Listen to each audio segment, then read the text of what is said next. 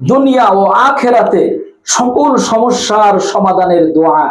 দুনিয়া এবং আখেরাতে কোন প্রকার ঝামেলায় যদি না পড়তে চান তাহলে এই দোয়া পাঠ করতে হবে। আল্লাহ রাসূল সাল্লাল্লাহু আলাইহি ওয়াসাল্লাম বলেছেন, যে ব্যক্তি সকালে 7 বার সন্ধ্যায় 7 বার এই দোয়াটি পাঠ করবে, আল্লাহ রাব্বুল আলামিন দুনিয়া এবং আখিরাতের সকল বিষয়ের চিন্তা করার জন্য যথেষ্ট।